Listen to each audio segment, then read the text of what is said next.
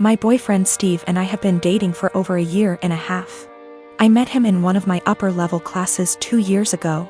At the time he was finishing up his degree, before moving on and working on his master's. Since we started talking, seeing each other, and dating casually, I really loved our entire relationship. Steve and I had a lot of similar interests, which included traveling.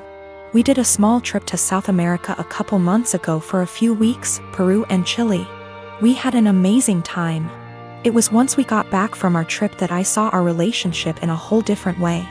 We traveled well together, and bonded in a new way. I knew I was in a great relationship. I thought we had a great relationship, until I got some news a few days ago.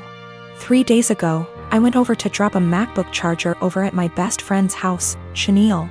Chenille and I have been best friends since we were in high school from the age of 16 years old.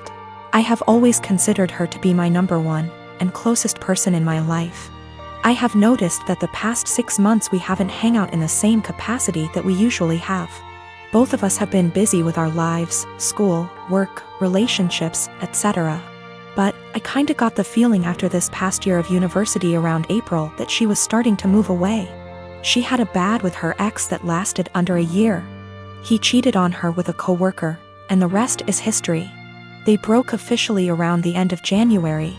As I went over to drop off her extra charger that she borrowed, I talked with her mom for a bit.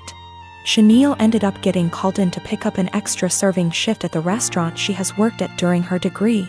Her mom wanted to talk to me about a few things. I was puzzled. Chenille's mom was always really outgoing and funny. We had known each other for over 8 years at least. But she wanted to have a serious talk. Chenille's mom, Karen, went on to tell me that she saw Steve and Chenille sneak around the back of the house about a month or so ago. Karen went on to explain that she noticed this happening 2 other times. At first, she thought we were all hanging out. But Karen told me that she got a weird gut feeling on this situation.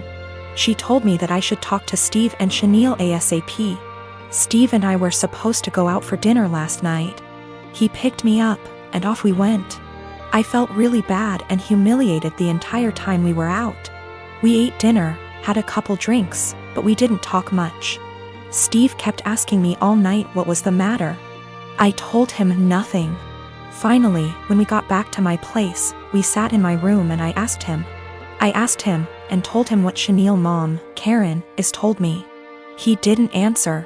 In fact, he went pale white. That gave me the answer I needed.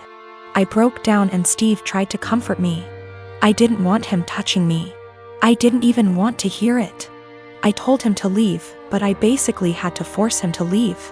I tried calling Chenille and texted her that I needed to talk to her. I got no response. Not one. Basically, 2 of the closest people I have had in my life betrayed me. This is so terrible and I feel so bad. I have like no one right now. I have a cousin, Kat, who got married to Henry early this year. We weren't close as kids, she was pretty spoiled and would always brag about how much designer stuff she has. Be really mean to people under the guise of just trying to help, etc. Don't go out of our way to interact with one another, but I do see her at family events and whatnot and we make small talk. I'm engaged to Chris, who is a software engineer. He's co-head of his department at work with 2 other people, not too long ago. Chris was telling me about how they had some new employees and one of them sounded really familiar. He told me the name and I realized it was Kat's husband. Also, he and Henry hadn't met face to face yet. Kat and Henry had a huge wedding. It was really nice, but all she did for months is brag about how amazing her wedding was. The wedding stuff's died down now, so recently she started going on about how wealthy her husband is and what a great lifestyle they have. One of my other aunts celebrated her 50th about a week ago. I went with Chris and Kat was there with Henry. We were chatting and Kat was saying how Henry has a fantastic new job that pays even more than his previous one. Henry chimed in and said that they were already planning to buy a new house. Kat asked what Chris does. I said he was an engineer like Henry and he has a good job too, but I'll admit I left out where he works on purpose. She smiled and nodded, then said it's fine. She understands that I'm embarrassed and want to keep it quiet. So that was pretty much the end of our conversation then. When we were leaving, She pulled me aside and told me to let her and Henry know if we needed help with the wedding. Obviously, I knew what she meant and it was just another dig, but I said, "Bye," and left. Literally 2 days later, I get a DM from Kat and she's furious, well, as much as one can be through text, that I didn't tell them that Chris was one of Henry's bosses.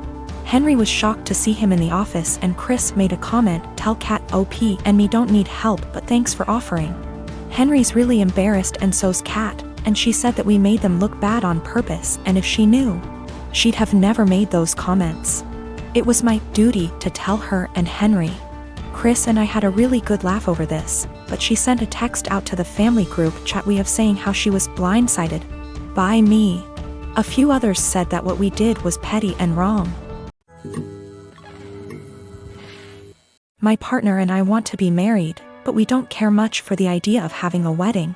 We wanted to elope, but my mom has been telling me since I was 16, and had never even had a boyfriend, that she wanted to see me get married and she would basically never forgive me if I eloped. I do like the idea of my family being there to celebrate with us, but I hate the idea of spending money we don't have on this huge party just so that our relationship can change in nothing but name and legal benefits. And for various reasons, it doesn't make sense for us to wait until we can afford a wedding to get married.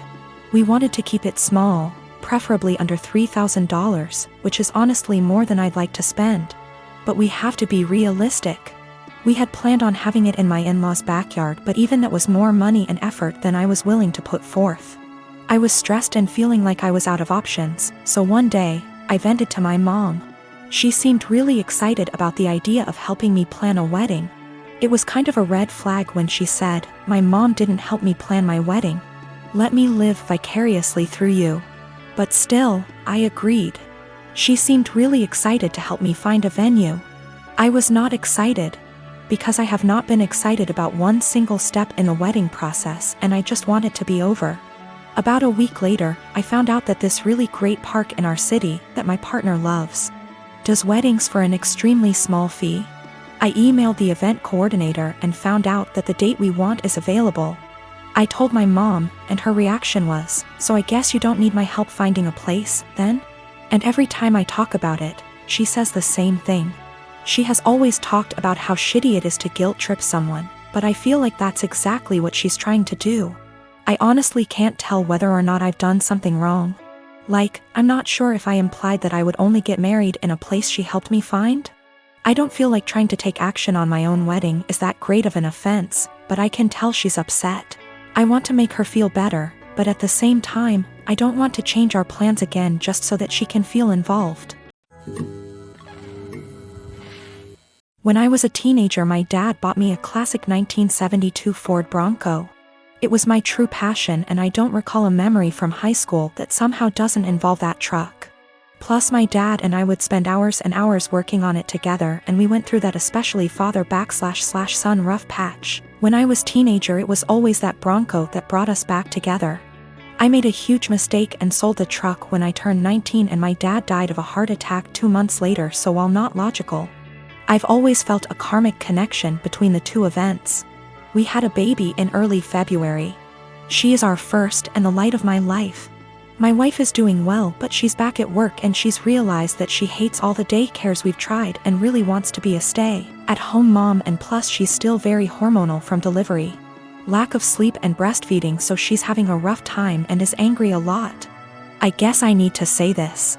2 weeks ago I was driving through our town's warehouse district and saw a Bronco that was pretty beat up but resembled mine. I stopped just for nostalgia's sake and the owner came out and let me take a look inside.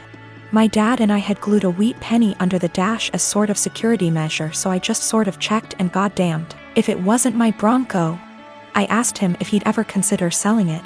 He said actually someone was on I-25 as we spoke from Colorado to buy it for $21,000. I freaked out and asked him if I could buy it right then and there for $23,000. He said if I could come up with the cash, yes. I had been procrastinating setting up a 529, so I had $12,000 in savings that my wife's parents had given us. I maxed out my credit card to Venmo and my mom bought down a check for $4,000 and I drove away in my old car. It was like a dream come true. Like a literal dream come true. It needs a lot of work I can't afford right now, but it's mine. Like in my driveway, mine. Again. I can't even describe what a joy this is. My wife and her parents are furious with me. They feel I was deceptive, that a real man would have sacrificed anything and everything so my wife could go stay at home with his kids, and that's setting aside that they gave us the money for a college fund. My point is my daughter is only 6 months old, we have 18 years to set up a college fund of her. But this Bronco means everything to me, and if I wouldn't have acted it would have been gone forever.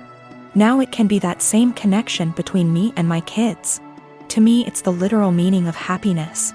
I talked with my mom and she is basically going to buy the Bronco from me in order to refill the college fund and pay off the credit card. The $4,000 will be a gift and she's going to give me whatever I need to restore it. She's always been awesome to me and she's rather the money be spent now than wait for me and my sister's inheritance. I didn't tell my wife that my mom bailed me out and lied and said I found a buyer for the Bronco. I'll figure out how to cross that bridge when I get there, but my wife was so relieved that I had come to your senses. I don't want to disappoint her. It's going to take all my lying skills to pull this one off over the next few years.